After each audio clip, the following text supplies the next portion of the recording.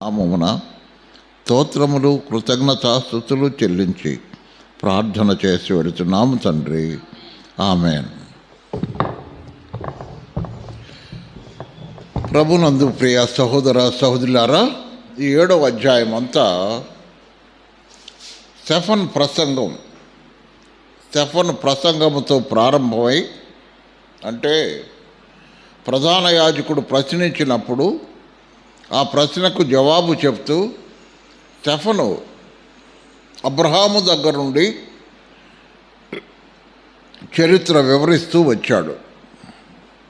ప్రభు అయిన యేసుక్రీస్తు వారికి పరిచయం చేయటానికి, వారికి బయలుపరచడానికి పరిశుద్ధాత్ముడు ఆ విధముగా స్టెఫన్ను ప్రేరేపించి 7వ అధ్యాయం అంతా ఎక్కువగా దాదాపు 50 వచనాల వరకు స్టెఫన్ మాట్లాడిన మాటలే మనకు కనబడుతున్నాయి.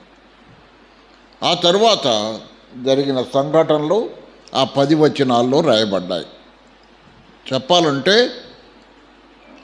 స్టెఫన్ ప్రసంగంతో ప్రారంభమైన ఈ అధ్యాయం స్టెఫన్ మరణముతో ముగించబడింది. వారు ఆ మరణమును గ్రహించలేకపోయారు. అతడు చెప్పినా కూడా వినలా. సరే, మనం ఇప్పుడు చదువుకున్న వాక్య భాగాలు మనము ధ్యానం చేద్దాం. ఇప్పుడు అబద్ధ సాక్షులు వచ్చారు. వారు 13వ వచనములో 6:13లో ఈ మనుష్యుడు ఎప్పుడునూ పరిశుద్ధ స్థలమునకును మన ధర్మశాస్త్రమునకును విరోధముగా మాట్లాడుతున్నాడు అన్నారు.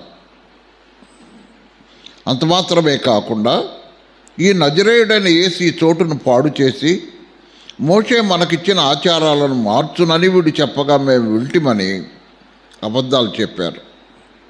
వాళ్ళ పేరే అబద్ధ సాక్షులు కాబట్టి వాళ్ళు అబద్ధాలు చెప్పారు.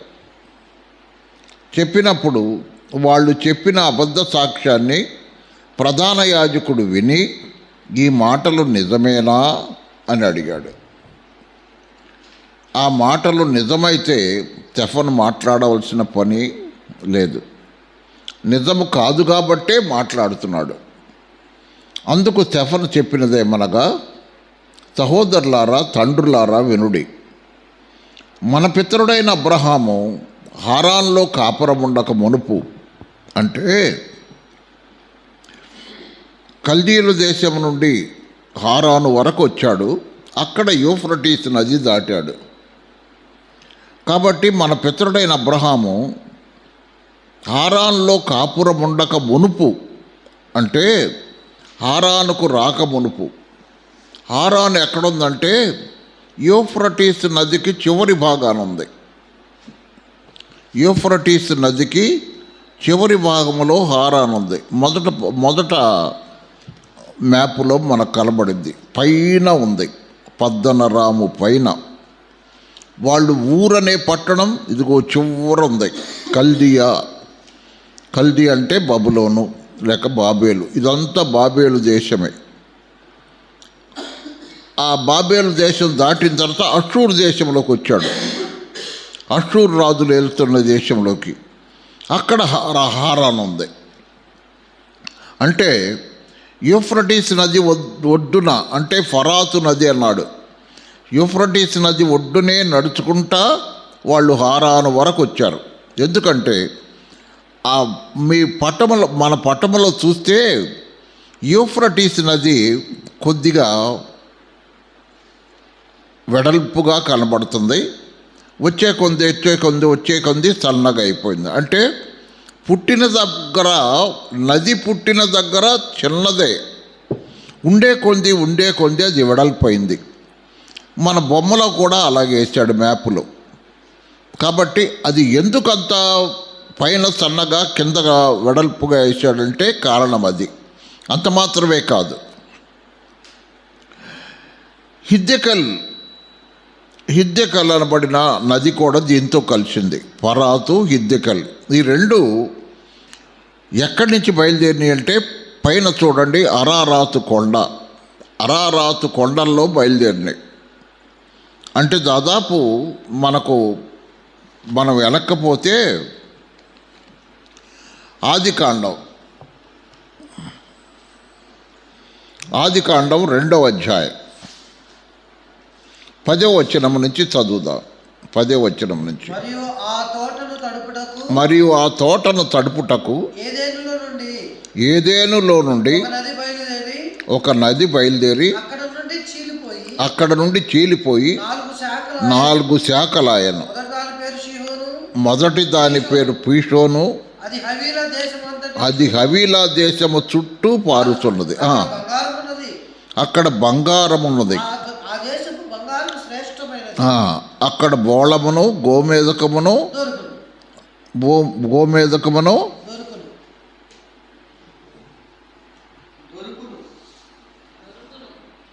ఏముంది అక్కడ?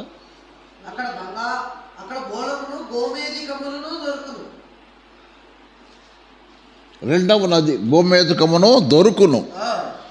రెండవ నది పేరు గీహోను. అది కూషు దేశం అంతటి చుట్టూ పారుతున్నది. మూడవ నది పేరు హిద్దెకెలు. అది అషూరు తూర్పు వైపున పారుతున్నది. నాలుగవ నది పరాతు. ఈ 2 పక్కపక్కలనే పారుతూ వచ్చినాయి. మనం ఆ పటంలో చూస్తే అషూరులో బయలుదేరిన లేక ఏదేను పైన అరారాతు కొండల నుండి బయలుదేరిన అవి ఏదేనులో గుండా ప్రవహించినాయి. 4 శాఖలు. ఒకటి అషూరు దేశంలో గుండా 2 వచ్చినాయి. అషూరు దేశంలో గుండా 2 వచ్చి కల్దీయ దేశమును వచ్చి అక్కడి నుంచి పారసీక దేశానికి వెళ్ళినాయి. పారసీక దేశానికి వెళ్ళి అక్కడ సముద్రంలో కలిసినాయి. పారసీక దేశము దగ్గర సముద్రంలో కలిసినాయి. అక్కడ సముద్రం పెద్దదైచాడు చూడండి, పారసీకం అన్న కాడ. కాబట్టి ఇలాగా ఆ 2 నదులు ఒకదాని వెంట ఒకటి ఎక్కడి నుంచి బయలుదేరిని? ఏదేనును తడుపుటానికే దేవుడు వాటిని ఏర్పాటు చేశాడు, ఏదేను తోట తడపటానికి. కాబట్టి అక్కడ నుంచి బయలుదేరినవి 1, 2 అషూరు రాజ్యము గుండా, తర్వాత సిరియా రాజ్యము గుండా, బబులోను రాజ్యము గుండా ప్రవహించినది. కాబట్టి దాన్ని మనము కొంత చూడాల్సి వస్తుంది. మహిమగల దేవుడు హారాన్లో కాపురం ఉండక మునుపు మెసొపొతేమియాలో ఉన్నప్పుడు, మెసొపొతేమియా అంటే ఊరు అనే పట్టణము ఉన్న ప్రాంతాన్ని మెసొపొతేమియా అంటారు. ఇప్పటికీ అదే పేరు, మెసొపొతేమియా. మెసొపొతేమియా అనే పట్టణం, అనే ప్రాంతం అక్కడ ఉన్నాడు. దాన్ని ఊరు అనే పట్టణంలో ఉన్నాడు. అది ఈ మధ్య తవ్వకాల్లో బయటపడింది. మహిమగల దేవుడు అతనికి ప్రత్యక్షమయ్యాడు. ఎక్కడ ప్రత్యక్షమయ్యాడు? వాళ్ళ ఊర్లోనే ప్రత్యక్షమయ్యాడు. ఊరు అనే పట్టణంలోనే ప్రత్యక్షమయ్యాడు దేవుడు. అప్పుడు అతడు విగ్రహారాధికుడు అని చెప్పి యెహోషువ గ్రంథంలో రాయబడి ఉంది. చూడండి, ఆ మాట చదువుదాం. యెహోషువ గ్రంథంలో ఆ మాటలు రాయబడ్డాయి.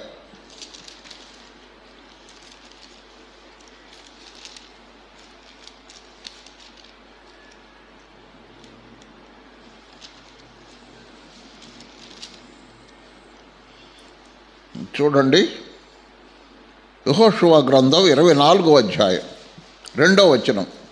ఇశ్రాయేలీయుల దేవుడైన యెహోవా చెప్పునదేమనగా, ఆది కాలము నుండి మీ పితరులు అనగా అబ్రహాముకును నాహోరుకు తండ్రి అయిన తెరహు కుటుంబీకులు నది అద్దరిని నివసించి ఇతర దేవతలను పూజించిరి. ఎవరినంట? ఇతర దేవతలను పూజించిరి అన్నాడు. ఆ విధముగా దేవుణ్ణి ఎరగని వాళ్ళుగా ఉన్నారు. ఈ దినాల్లో కూడా మనం చూస్తున్నాం. అనేక మంది దేవుడు ఎవరో తెలియక ఇతర దేవతలను పూజిస్తున్నారు. వాళ్ళు దేవతలే కానీ దేవుడు కాదు. కాబట్టి ఆ విధంగా పూజిస్తున్నారు. పూజిస్తూ ఉండగా మహిమగల దేవుడు ప్రత్యక్షమయ్యాడు. ఎవరికి? తెరహుకు ప్రత్యక్షం కాల, వాళ్ళ నాన్నకు కాదు, అబ్రహాముకే ప్రత్యక్షమయ్యాడు. అబ్రహాముకు ప్రత్యక్షమై అతనికి ప్రత్యక్షమై అన్నాడు. చూడండి, అతనికి ప్రత్యక్షమై నీవు నీ దేశమును నీ స్వజనమును విడిచి బయలుదేరి అన్నాడు. మనకి ఆదికాండం 12వ అధ్యాయంలో కొద్దిగా వివరణ ఉంది, అక్కడ చదువుకుందాం. ఆదికాండం 12వ అధ్యాయం 1వ వచనం. యెహోవా నీవు లేచి నీ దేశము నుండి నీ బంధువుల యొద్ద నుండి నీ తండ్రి ఇంటి నుండి బయలుదేరి నేను నీకు చూపించు దేశమునకు వెళ్ళుము అన్నాడు. అక్కడ అని దేవుడు అక్కడ నిన్ను గొప్ప జనముగా చేస్తాను, నిన్ను ఆశీర్వదిస్తాను, నీ నామమును గొప్ప చేస్తాను, నీవు ఆశీర్వాదముగా నుండువు, నిన్ను ఆశీర్వదించేవారిని ఆశీర్వదిస్తాను, నిన్ను దూషించేవారిని శపిస్తాను, భూమి మీద సమస్త వంశములు నీ యందు ఆశీర్వదించబడునని అబ్రాముతో అనగా యెహోవా అతనితో చెప్పిన ప్రకారం అబ్రాము వెళ్ళెను. కాబట్టి అది మొత్తాన్ని విడిచిరమ్మంటున్నాడు దేవుడు. ఆ విధముగా ఇతర దేవతలను పూజిస్తున్న అబ్రహామును దేవుడు పిలిచినప్పుడు అబ్రహాముతో పాటు తెరహు కూడా వచ్చాడు. తెరహు అంటే తండ్రి. ఎందుకు అబ్రహాముతో పాటు తెరహు వచ్చాడంటే అక్కడ ఉన్నప్పుడే అబ్రాము యొక్క తమ్ముడు చనిపోయాడు. అతని పేరు నాహోరు. చూడండి, 11వ అధ్యాయంలో చూద్దాం. ఆదికాండం 11వ అధ్యాయం. ఆదికాండం 11వ అధ్యాయం 27వ వచనం, 27, 28 వచనం. తెరహు వంశావళిది. తెరహు అబ్రామును నాహోరును హారానును కనెను. హారాను లోతును కనెను. హారాను తాను పుట్టిన దేశమందలి కల్దీల ఊరను పట్టణములో తన తండ్రి అయిన తెరహు కంటే ముందుగా మృతి పొందాను. అంటే అబ్రహాము తమ్ముడైన హారాను చనిపోయాడు. నాహోరు ఉన్నాడు. హారాను మాత్రం చనిపోయాడు అక్కడే. అందువల్ల కొడుకు చనిపోయాడు, ఒక కొడుకని అబ్రాముతో పాటు తాను బయలుదేరాడు. పిలుపు అబ్రాముకు, కానీ తండ్రి కూడా బయలుదేరి అక్కడ ఉందా మనకి 28.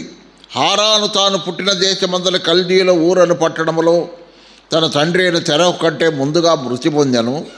అబ్రామును నాహోరును వివాహం చేసుకున్నారు. గమనించండి, అబ్రహామును నాహోరును వివాహం చేసుకున్నారు. అబ్రాము భార్య పేరు శారై. అంటే హారాను నాహోరు పుట్టిన తర్వాత చనిపోయాడు. లోతు పుట్టిన తర్వాత హారాను లోతు పుట్టిన తర్వాత చనిపోయాడు. అందువలన లోతును వెంటబెట్టుకొని అబ్రాము తన తండ్రి కూడా వస్తే తెరహును వెంటబెట్టుకొని వచ్చాడే కానీ నాహోరు మాత్రం అక్కడే ఉన్నాడు. అందువలన ఆ పట్టణానికి, ఊరనే పట్టణానికి ఇంకొక పేరు కూడా వచ్చింది. ఏంటంటే చూడండి, 24వ అధ్యాయం. ఆదికాండం 24వ అధ్యాయం. కొంచెం మనం చరిత్ర కూడా చూస్తే కానీ మనకు సంగతులు కొన్ని తెలుస్తాయి. 24వ అధ్యాయం 24వ అధ్యాయం చూస్తే మనకు కొద్దిగా అర్థమవుతుంది.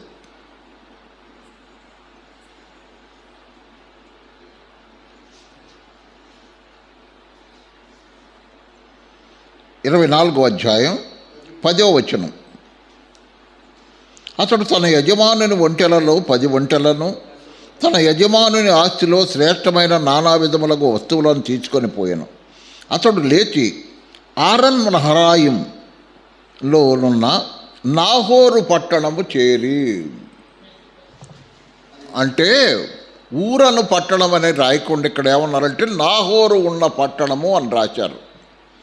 నాహోర్ అంటే అబ్రామ్ తర్వాత తమ్ముడు. చిన్నవాడైన హారాన్ చనిపోయాడు, రెండో వాడు అక్కడే ఉన్నాడు.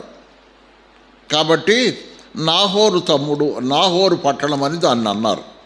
ఆ విధముగా ఉన్న స్థలము నుండి, అంటే మనకు చరిత్ర కొద్దిగా చూస్తా పోతే మనకు సంగతులు బయటపడతాయి. మహిమగల దేవుడు అతనికి ప్రత్యక్షమై, నీవు నీ దేశమును నీ స్వజనమును విడిచి బయలుదేరి నేను నీకు చూపింపబోవు దేశమునకు రమ్మని అతనితో చెప్పాను.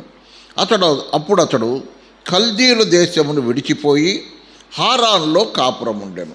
అంటే నది వెంబడి నడుస్తూ వచ్చాడు. ఎక్కడికి వచ్చాడు? నది వెంబడి నడుస్తూ వచ్చాడు. 12వ అధ్యాయంలో ఆ సంగతి ఉంది. 12వ అధ్యాయంలో ఆ సంగతి ఉంది. చూడండి,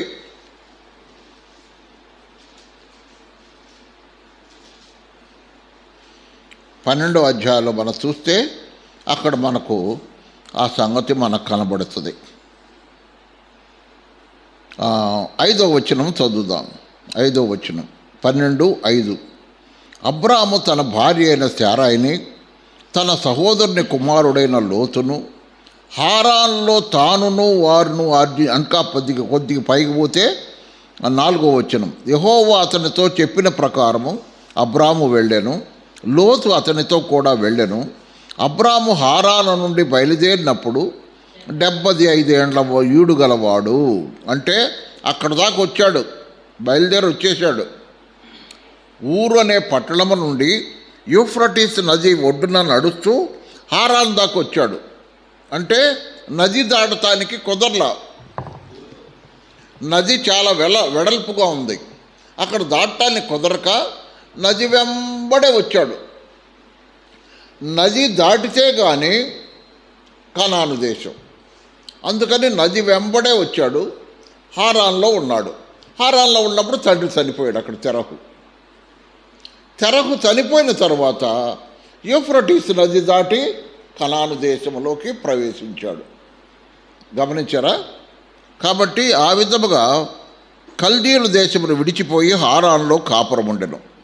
అతని తండ్రి చనిపోయిన తరువాత అక్కడ నుండి మీరిప్పుడు కాపురం ఉన్న ఈ దేశమందు నివసించుటకై దేవుడు అతన్ని తీసుకొని వచ్చాను. అంటే దేవుడు నడిపిస్తున్నాడు అతన్ని. ఈ మాట మనం గమనించండి. దేవుడు అతన్ని తీసుకొని వచ్చాను అన్నాడు. అంటే దేవుని నడిపింపు మేరకు ఊరు అనే పట్టణము నుండి, కల్దీయుల ఊరు అనే పట్టణము నుండి బయలుదేరి, అంటే దాన్ని మెసపటోమియా అన్నాడు, బయలుదేరి నది ఒడ్డునే నడుచుకుంటూ వచ్చాడు. కానీ నది వెడల్పుగా ఉన్నందువల్ల నది సన్నగా దాటటానికి వీలు ఎక్కడుందో అక్కడ దాటటానికి వచ్చాడు. అది హారాన్ దగ్గర దాటడానికి వీలైంది. అందుకని హారాన్లో కొంతకాలం ఉన్నాడు. ఎందుకున్నాడంటే మనం సహజంగా ఏం చేస్తామంటే ఎండాకాలం నీళ్లు తక్కువగా ఉంటాయి. మన వాగు సంగతి మనకు తెలుసు కదా. వర్షాకాలం బాగా వస్తుంది, ఎండాకాలం తక్కువగా ఉంటుంది. కాబట్టి ఎండాకాలం దాకా ఆగి కొద్దిగా పలచబడి నది చిన్నదైన తర్వాత, లోతు తగ్గిన తర్వాత అప్పుడు దాటాడు. అప్పుడు దాటి కనాను దేశంలోకి ప్రవేశించాడు. యూఫ్రటీస్ నదికి అవతల అషూరు దేశం, యూఫ్రటీస్ నదికి యువతల కనాను దేశం. బయలుదేరిన చోట ఏమన్నా కల్దీయుల దేశం, నడిచి వచ్చింది అషూరు దేశానికి. అషూరు దేశంలో హారాన్ ఉంది. హారాన్లో ఉండి తండ్రి చనిపోయిన తర్వాత కొంతకాలం ఉండి బయలుదేరాడు. యువతలకి దాటడానికి వీలైన చోట బయలుదేరి దాటాడు. దాటిన తర్వాత కనాను దేశంలో ప్రవేశించిన తర్వాత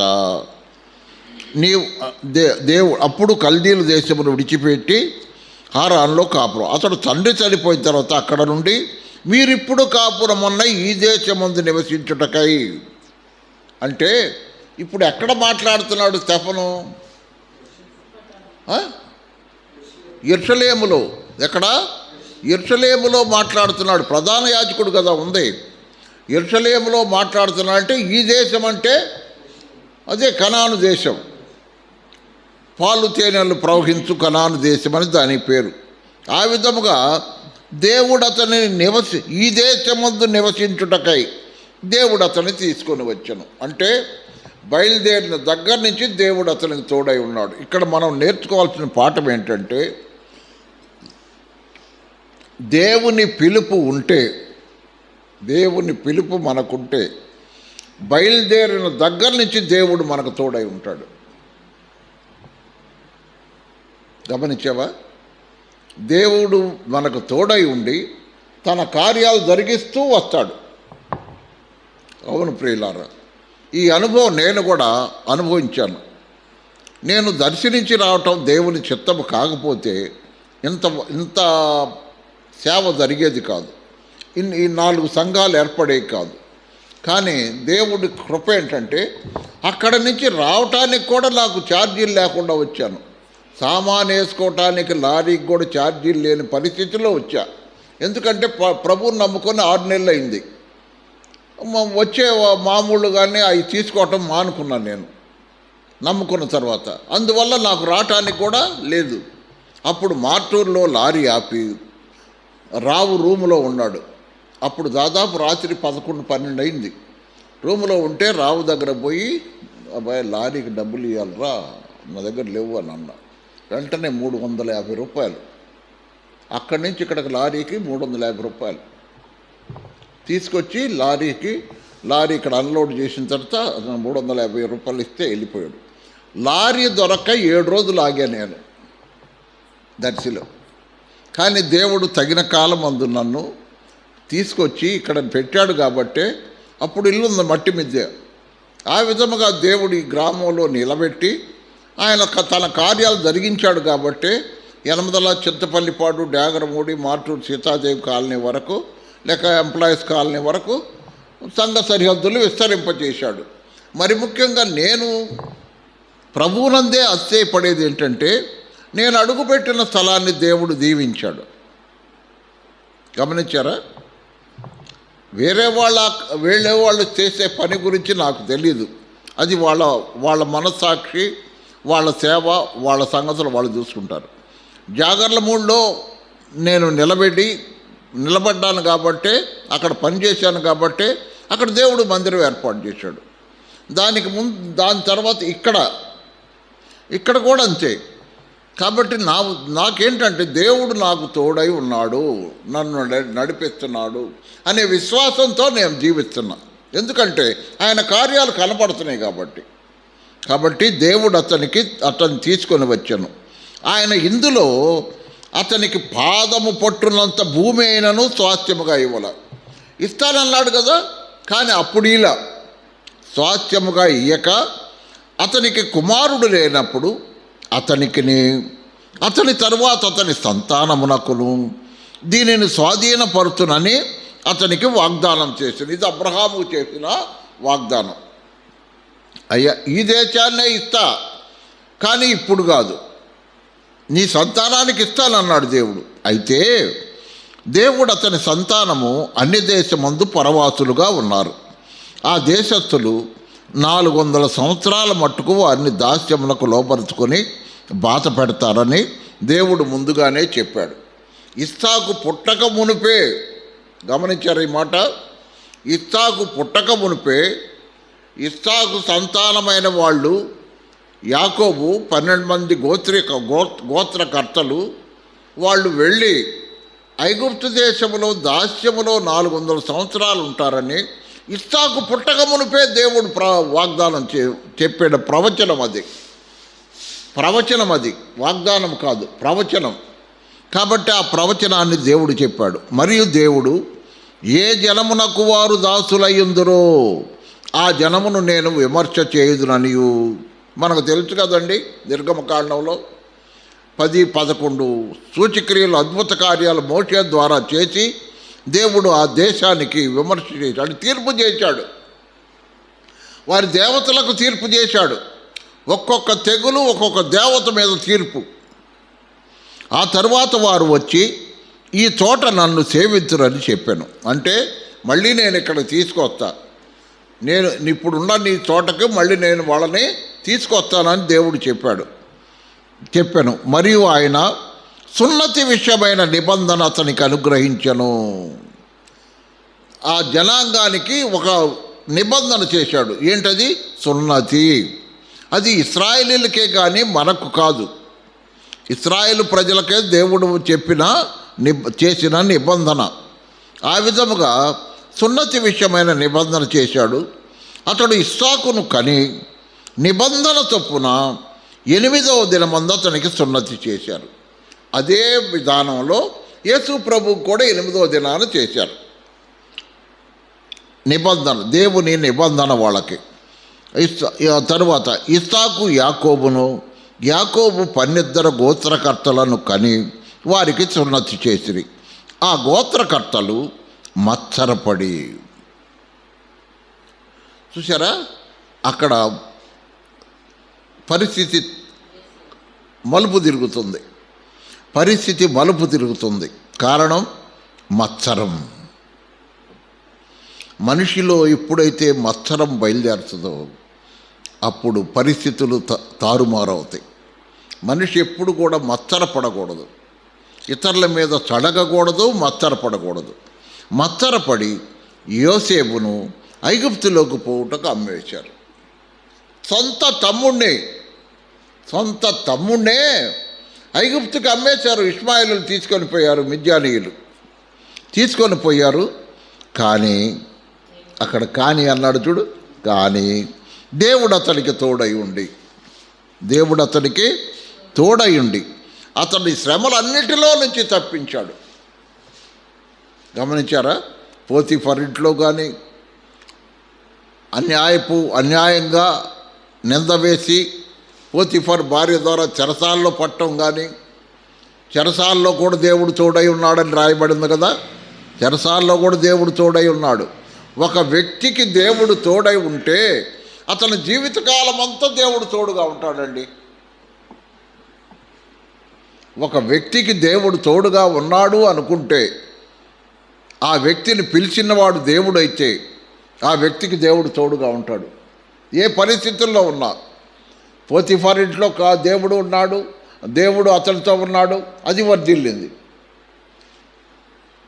లేని నిందపడి చెరసాల్లో వేయబడ్డాడు, దేవుడు అతనికి తోడై ఉన్నాడు. చెరసాల్లో కూడా ఒక వ్యక్తికి దేవుడు తోడై ఉంటే అతను ఎక్కడుంటే దేవుడు అక్కడ ఉంటాడు. చెరసాల్లో కూడా దేవుడు తోడై ఉన్నాడని ఆదికాండంలో మనం చదవచ్చు. ఇవన్నీ చూడటం కాదు, చెప్పుకుందాం. ఆదికాండం గ్రంథంలో మనం చదవచ్చు. కాబట్టి ఆ విధంగా దేవుడు అతనికి తోడై ఉండి చెరసాల నాయకునికి యోసేపు మీద కటాక్షము కలుగజేసెను. గమనించారా? యోసేపు మీద దేవుడు చెరసాల నాయకునికి కటాక్షము కలుగజేసెను. ఎస్తేర్ను చూచినప్పుడు అహష్వారోషుకు దయ కలిగెను కదా. ఈ మాట ఈరోజు ఉదయం మేము చెప్పుకున్నాం. మా చెల్లెలు మాట్లాడుతూ చెప్పింది.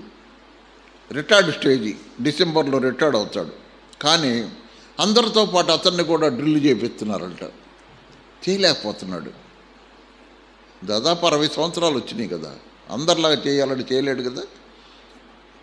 ఎట్లా ఒకట ఓపిక పెట్టుకొని చేస్తున్నాడు. సాయంత్రం దాకా ఉండాల్సింది మధ్యాహ్నమే భోజనం టయానికి అక్కడున్న ఆఫీసులట, వర్ధన్ రావు నువ్వు వెళ్ళిపోయా అన్నాడంట. అప్పుడు ఇంటికి వచ్చి అన్నాడట, నా ఆఫీసర్కి దేవుడు నా మీద దయగలిగి చేశాడు. ఎందుకంటే రిటైర్డ్ స్టేజ్ అంటే దాదాపు 60 అంటే మనిషి తగ్గిపోతున్న స్థితి. కాబట్టి దయ కలుగు చేశాడు, అందువల్ల నేను వచ్చాను అని చెప్పాడట. గమనించారా? కాబట్టి మనుషులకు మన మీద దయ కలుగు చేసేవాడు దేవుడు. ఎప్పుడు? ఆయన మనకు తోడై ఉంటే. ఎప్పుడు తోడై ఉంటాడు? ఆయనకిష్టమైన కార్యము చేస్తే. యోహాను సువార్త 8:28 కదా. నేను ఆయనకి ఇష్టమైన కార్యం చేయవాడను గనుక ఆయన నాకు తోడై ఉన్నాడు. నేను ఒంటిగా లేను, ఆయన నాకు తోడై ఉన్నాడు. ఎందుకు తోడై ఉన్నాడు? ఆయనకి ఇష్టమైన కార్యం నేను చేస్తున్నాను కాబట్టి అని యేసు ప్రభువే చెప్పాడు. కాబట్టి సహోదరులారా, సహోదరులారా, దేవునికి ఇష్టమైన కార్యాలు మనం చేస్తే దేవుడు మనకు తోడై ఉంటాడు. ఇస్సాకును కని నిబంధన ప్రకారం ఈ విధంగా చేశారు. దేవుడు అతనికి తోడై ఉండి అతని శ్రమలను తప్పించి దయను, జ్ఞానమును ఐగుప్తు రాజైన ఫరో ఎదుట అతనికి అనుగ్రహించినందున. ఇక్కడ చూడండి, చెరసాల నాయకుని కటాక్షం కలుగు చేశాడు కదా.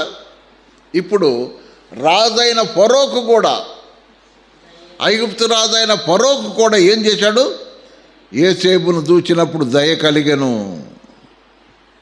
యోసేపును చూసినప్పుడు దయ కలిగింది. యోసేపుకు జ్ఞానం ఇచ్చాడు. దయను, జ్ఞానమును అతనికి అనుగ్రహించినందున. ఇక్కడ ఈ రెండు మాటలు విభజించండి. దయ ఎవరి కోసం కలుగు చేశాడు? ఐగుప్తు రాజైన ఫరోకు యోసేపు మీద కలుగు చేశాడు. రెండో మాట జ్ఞానం. జ్ఞానం ఎవరికి ఇచ్చాడు? ఫరోకు కాదు, యోసేపుకి. ఆ రెండు మాటలు కలిపిచ్చాడు, కానీ వేరు వేరు. దయను కలుగు చేసింది యోసేపు మీద ఫరోకు, జ్ఞానం వచ్చింది యోసేపుకు.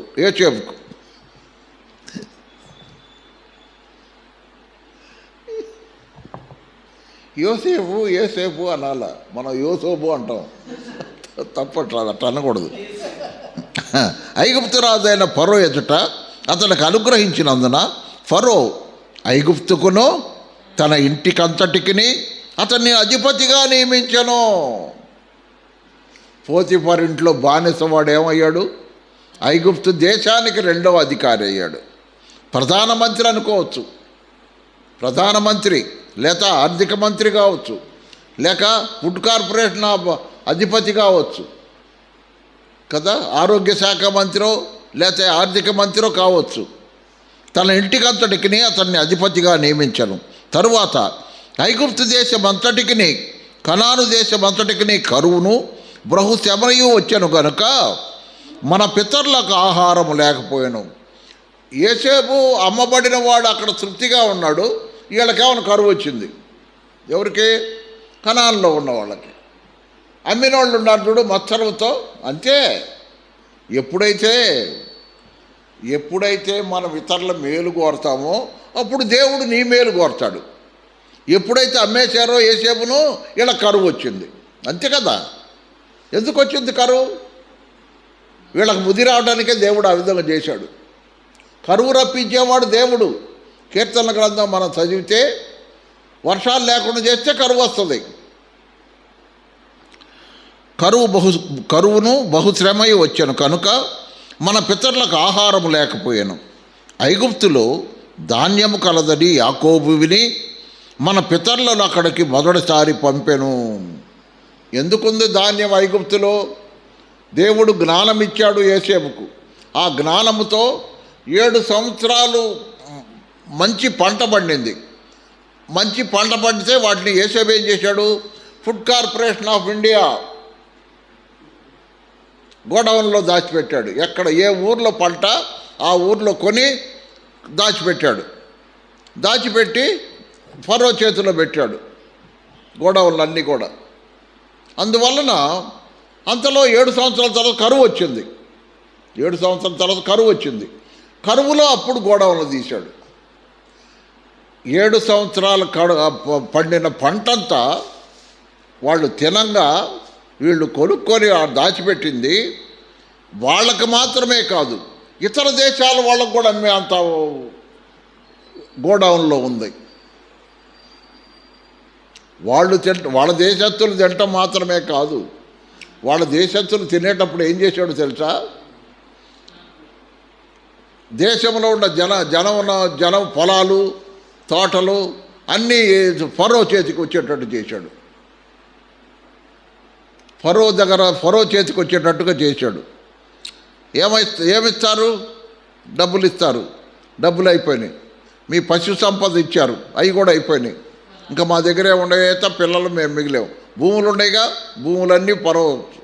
అంటే అప్పుడు ఐగుప్తు దేశం అంతా ఇక ప్రజల చేతిలో లేదు, మొత్తం ఎవరి చేతిలోకి పోయింది? ఫరో చేతిలోకి పోయింది. చేసిన వాడెవరు? యోసేపు. పితరులకు ఆహారం లేకపోయినా ఐగుప్తులో ధాన్యం కలదని యాకోబు విని మన పితరులను అక్కడికి మొదటిసారి పంపాను. వారు రెండవసారి వచ్చినప్పుడు యోసేపు తన అన్నలకు తన్ను తాను తెలియచేసుకొనెను. మొదటిసారి చూశాడు, కలలో కనపడి అతని వెన్నుకు మీ వెన్నులన్నీ చుట్టూ ఉండయిరా అని కళ చెప్తే, ఏమరా నీకు మేము నమస్కారం చేయాలా అన్నారు. సూర్యచంద్ర నక్షత్రములు వచ్చి నాకు నమస్కారం చేసినాయి అన్నాడు. ఏమరా మేము నీకు నమస్కారం చేయాలా అని తండ్రితో సహా అన్నారు కానీ తండ్రి జ్ఞాపకం పెట్టుకున్నాడు. ఇక్కడ గమనించాల్సిన విషయం, గొర్రెల కాపర్ల మాటలు మరియు తన హృదయంలో భద్రం చేసుకున్నాడు. అలాగే సుమియోను మాటలు ఆమె తన హృదయంలో భద్రం ఏమన్నాడు సుమియోను? నీ హృదయంలో నుండి ఖడ్గము దూచుకొని పోవును. సిలువ. రెండవది, సంవత్సరంన్నర తర్వాత వచ్చిన జ్ఞానులు ఏం చెప్పారు? బంగారం ఇచ్చారు, బోళం ఇచ్చారు, తర్వాత తాంబూలాన్ని ఇచ్చారు. బంగారం ఆయన దైవత్వానికి సూచన, బోళము ఆయన శ్రమకు సూచన, తర్వాత సాంబ్రాణి ఆయన యాజకత్వానికి సూచన. ఆ విధముగా ఇవన్నీ ఆమె తన హృదయంలో భద్రము చేసుకొనెను. గమనించారా? ఈ పరిశుద్ధాత్మ దేవుడు ఆ విధంగా వాళ్ళని వాడుకున్నాడు ఆ దినాల్లో. ఆ విధముగా రెండోసారి వచ్చినప్పుడు మాత్రం తను తాను తెలియజేసుకున్నాడు. అప్పుడు యోసేపు ఒక వంశము ఫరోకు తెలియనాయను. యోసేపు తన తండ్రి అయిన యాకోబును తన స్వజనులందరినీ పిలవనంపాను. యోసేపు తన తండ్రి అయిన యాకోబును తన స్వజనులందరినీ పిలవనంపాను. వారు 75 ఐరి. ఎంతమంది? 75. నిర్గమకాండం 1వ అధ్యాయం. కొద్దిగా అక్కడ మనం చూడాల్సి వస్తుంది. నిర్గమకాండం 1వ అధ్యాయం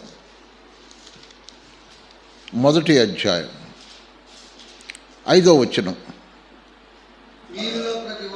యాకోబు గర్భమున పుట్టిన వారందరూ 70 మంది. ఎంతమంది అట? 70 మంది.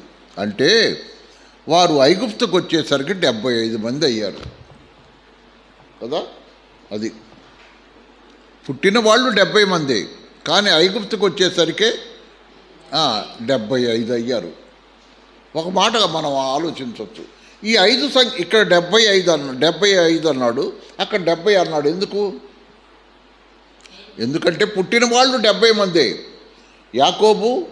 యాకోబు భార్యలు 2 ఉన్నారు కదా, బిల్హా జల్పా ఉన్నారు. లేయా రాహేల్ చనిపోయారు, వీళ్ళు ఒక 3 కదా. ఇట్లా మనం లెక్కేసుకుంటే ఒక 5 కలిసారు వాళ్ళకి. 75 ఐరి. యాకోబు ఐగుప్తుకు వెళ్ళెను. అక్కడ అతడును మన పితరులను చనిపోయి అక్కడ నుండి షెకెముకు తేబడిరి. షెకెములోని హామోరు కుమారుల యొద్ద అబ్రహాము వెల ఇచ్చుకొనిన సమాధిలో ఉంచబడిరి. తర్వాత మనం చదువుకుందాం. ఈ విధముగా యాకోబు ఐగుప్తు దేశానికి ఎందుకు వెళ్ళాడు, ఎలా వెళ్ళాడు, ఏ ప్రకారం వెళ్ళాడంటే అది దేవుని ప్రవచనం, దేవుని ప్రణాళిక మేరకే ఐగుప్తు దేశానికి ఇశ్రాయేలీలు వెళ్ళటం కారణం. దేన్ని బట్టి? యోసేపును బట్టి ఇది. అందుకనే యోసేపు చనిపోయేటప్పుడు ఒక మాట అన్నాడు. యోసేపు ఒక మాట అన్నాడు. అది చదువుకొని ముగించుకుందాం. ఆదికాండం 60వ అధ్యాయం. ఆదికాండం 50వ అధ్యాయం 19వ వచనం. యోసేపు భయపడకుడి, నేను దేవుని అంటే తండ్రి చనిపోయాడు, అందుకని ఒకవేళ వీళ్ళు ఏమైనా చేస్తాడేమో అనుకొని ఎందుకంటే పచ్చకామర్లోడికి లోకమంతా పచ్చగా కనపడిద్ది అంటారు. వీళ్ళ బుద్ధి సరైంది కాదు, అందుకని బుద్ధి మారలా. తండ్రి చనిపోతే యేసేపు ఏమైనా చేస్తాడేమో అవన్నీ గుర్తుపెట్టుకొని అని భయపడ్డారు. అందుకని యేసేపు ఏమన్నాడు చూడండి, భయపడకుడి, నేను దేవుని స్థానం అందున్నానా, మీరు నాకు కీడు చేయ ఉద్దేశించితిరి గారి నేటి దినమున జరుగుతున్నట్లు అనగా బహు ప్రజలను బ్రతికించున్నట్లుగా అది మేలుకే దేవుడు ఉద్దేశించను. దేవుడు ఏం చేశాడు?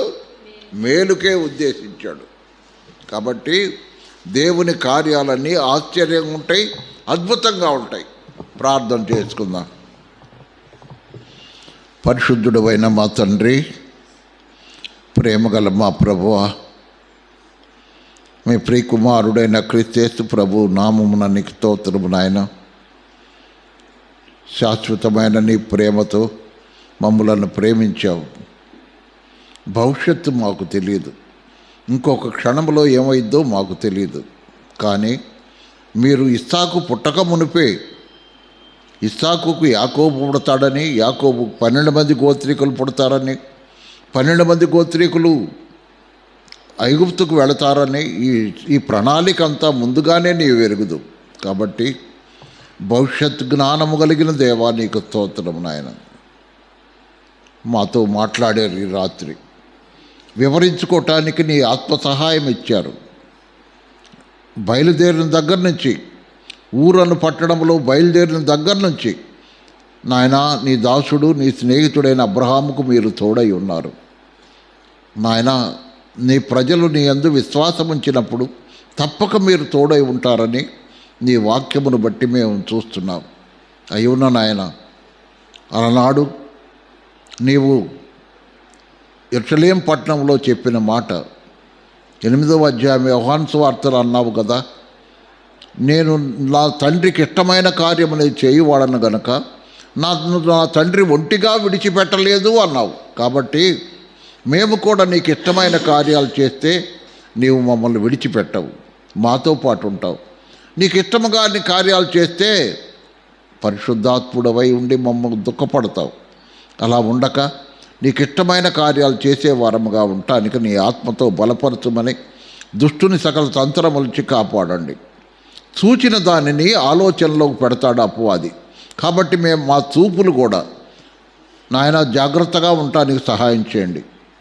చెప్పాడు, అనుభవంతో భక్తులు చెప్తున్నారు, చూచినది ఆలోచనలోకి వస్తుందని. కాబట్టి మా చూపులు జాగ్రత్తగా ఉండటానికి సహాయం చేయమని నీ కరుణాహస్తాలకు అప్పగించుకుంటూ యేసుక్రీస్తు వారి అతి శ్రేష్టమైన నామమున స్తోత్రములు చెల్లించి ప్రార్థన చేసి వెడుతున్నాము తండ్రి.